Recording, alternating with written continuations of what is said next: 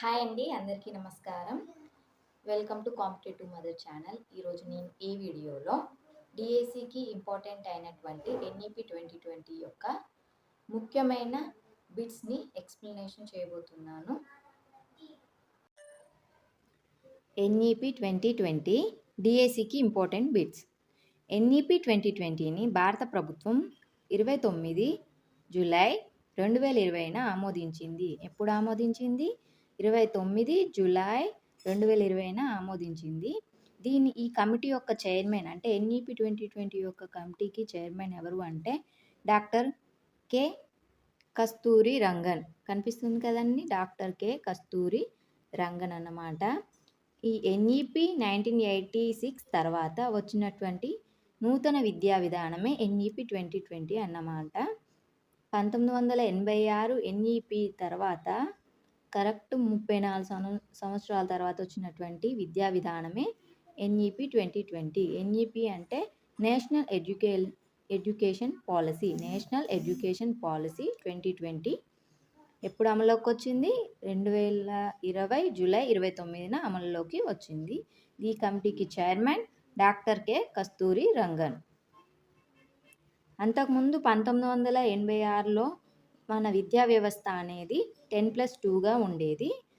ఈ 10+2 స్థానంలో కొత్తగా వచ్చినటువంటి ఎన్ఈపి 2020లో విద్యా విధానం వచ్చేసి 5+3+3+4గా ఉంది. ఏ విధంగా విద్యా విధానం మార్చారు? 5+3+3+4 అంటే మొత్తం 15 ఇయర్స్. ఇక్కడ వరకు అందరు సాధారణంగా అనుకుంటారు ఈ 5 ఇయర్స్ అంటే ఫస్ట్ నుంచి 5th క్లాస్ అని, కానీ ఆ విధంగా కాదు. ఇప్పుడు నేను చెప్తాను అది ఏంటో స్టేజెస్. 5+3+3+4 యొక్క నిర్మాణం అసలు ఏ విధంగా ఉందనేది చూద్దాం. ఇప్పుడు 5+3+3+4 యొక్క నిర్మాణంలో మొదటి 5 ఇయర్స్ ఉంది చూడండి.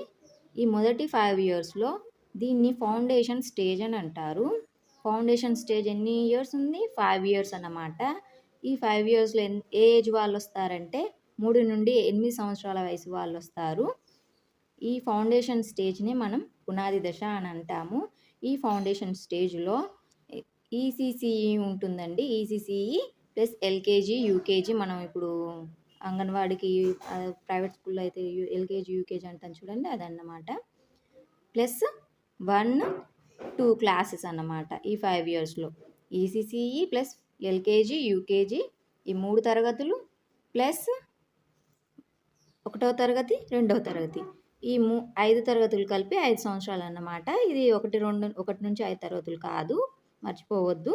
ఈసీసీఈ ఎల్కేజీ యూకేజీ కలిపి 3 సంవత్సరాలు, 1వ తరగతి 2వ తరగతి కలిపి 2 సంవత్సరాలు, మొత్తం 5 సంవత్సరాలు అన్నమాట. ఏజ్ వచ్చేసి 3 నుంచి 8 సంవత్సరాలు.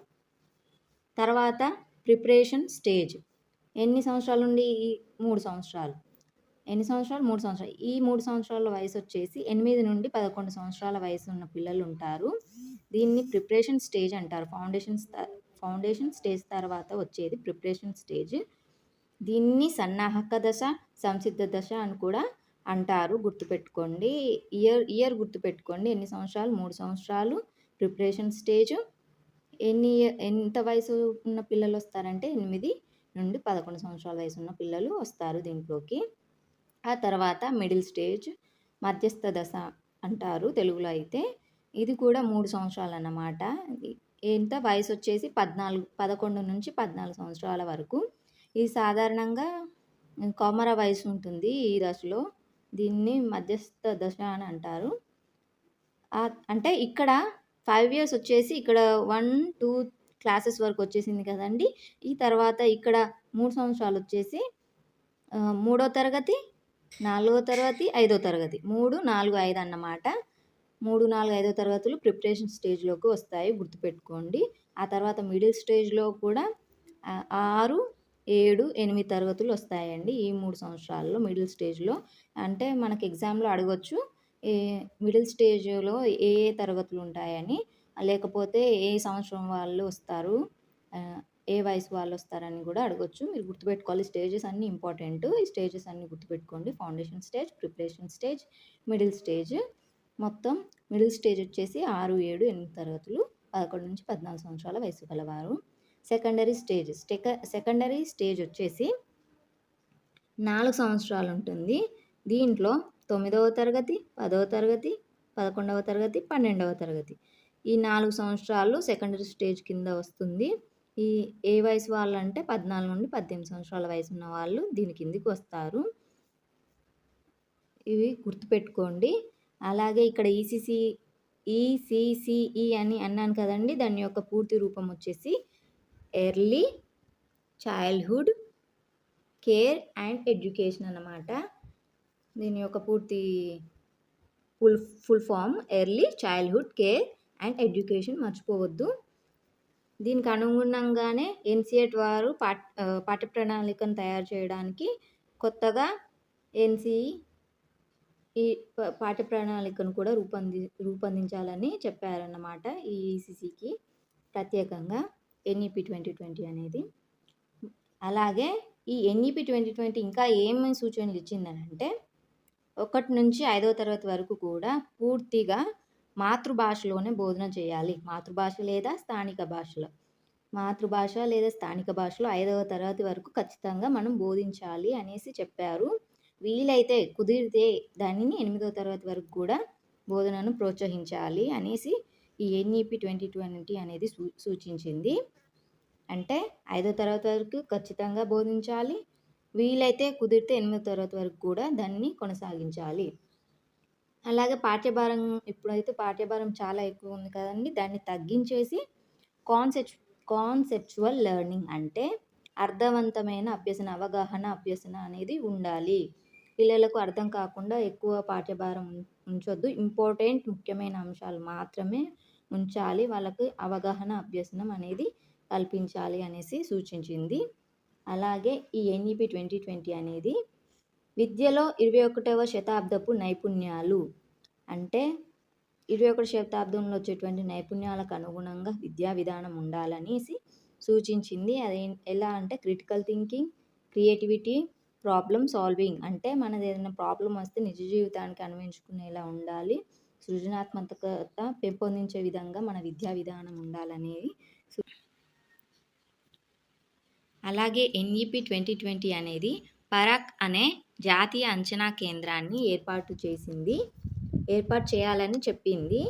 పరాక్ అనేది ఏంటంటే విద్యార్థుల యొక్క అభ్యసనాన్ని మూల్యాంకనం చేసే సంస్థ అన్నమాట. దానికి పిల్లల యొక్క సమగ్ర రూపాన్ని అంచనా వేసేటువంటి సంస్థ.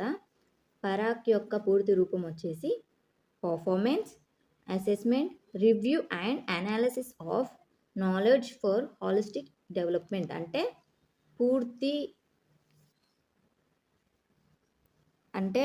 పూర్తిగా పిల్లవాడిని యొక్క అంచనా వేసేటువంటి సంస్థ అన్నమాట. తర్వాత వచ్చేసి పరాక్ను విద్యార్థుల యొక్క అభ్యాస ఫలితాలను మెరుగ్గా అంచనా వేయడానికి ఏర్పాటు చేయాలని సూచించారు. జీఈఆర్ పూర్తి రూపం వచ్చేసి గ్రాస్ ఎన్రోల్మెంట్ రేషియో అంటే విద్యార్థులు ఎంత శాతం వరకు స్కూల్కి వెళ్తున్నారు ఆ వయసు తగ్గ వాళ్ళు అని అర్థం. ఇక్కడ ఇది ఏమని సాధించాలని సూచించిందంటే ఎన్ఈపి 2020 అనేది 2030 నాటికల్లా స్కూల్ విద్యలో 100% జీఈఆర్ సాధించాలనేటువంటిది లక్ష్యంగా పెట్టుకుంది. అదే ఉన్నత విద్యలో అయితే 2035 నాటికి 50% జీఈఆర్ లక్ష్యంగా పెట్టుకుంది సాధించాలని. అలాగే జీడిపిలో విద్యకి ఇప్పటివరకు అయితే 4.6% కేటాయిస్తున్నారు విద్యకి నిధులు. కానీ మనం వీటన్నింటిని సాధించాలి అని అంటే జీడిపిలో కనీసం 6% విద్యకు నిధులు కేటాయించాలని ఎన్ఈపి 2020 సూచించింది. అలాగే డిగ్రీ ప్రోగ్రాంలో కూడా చేంజెస్ అనేది తెచ్చిందండి. అదేంటంటే ఇప్పటి వరకు మనం degree first year, second year, third year పూర్తిగా కంప్లీట్ చేస్తేనే డిగ్రీ సర్టిఫికేట్ ఇచ్చేవాళ్ళు కదండి. కానీ ఇప్పుడు డిగ్రీ ఫస్ట్ ఇయర్ చదివి మనం ఒకవేళ మధ్యలో వదిలేసినా మనకు సర్టిఫికేట్ ఇస్తారండి. 1 సంవత్సరం పూర్తి చేసిన తర్వాత ధృవీకరణ పత్రం ఇస్తారు, సర్టిఫికేట్ అనేది ఇస్తారు. మనం తర్వాత ఎప్పుడైనా మళ్ళీ చేసుకోవచ్చు అండి. సెకండ్ ఇయర్ కంటిన్యూ చేయొచ్చు. సెకండ్ ఇయర్ అధ్యయనం చేసిన తర్వాత డిప్లొమా సర్టిఫికేట్ ఇస్తారు. అదేవిధంగా 3వ సంవత్సరం కంప్లీట్ చేస్తే బ్యాచిలర్ డిగ్రీ సర్టిఫికేట్ ఇస్తారు. 4వ సంవత్సరం కంప్లీట్ చేసినట్టయితే multi disciplinary bachelor degree certificate ఇస్తారండి. అంటే ఇప్పటివరకు అయితే మనం 3 సంవత్సరాలు కంటిన్యూగా డిగ్రీ కంప్లీట్ చేస్తేనే కంప్లీట్ చేసినట్టు సర్టిఫికేట్ ఇచ్చేవారు. 1 సంవత్సరాలు చదివి 2 సంవత్సరాలు చదివితే వదిలేస్తే డిస్కంటిన్యూ అయ్యేది. మనం సర్టిఫికేట్ ఏమి ఇవ్వకపోయేవాళ్ళు కదా!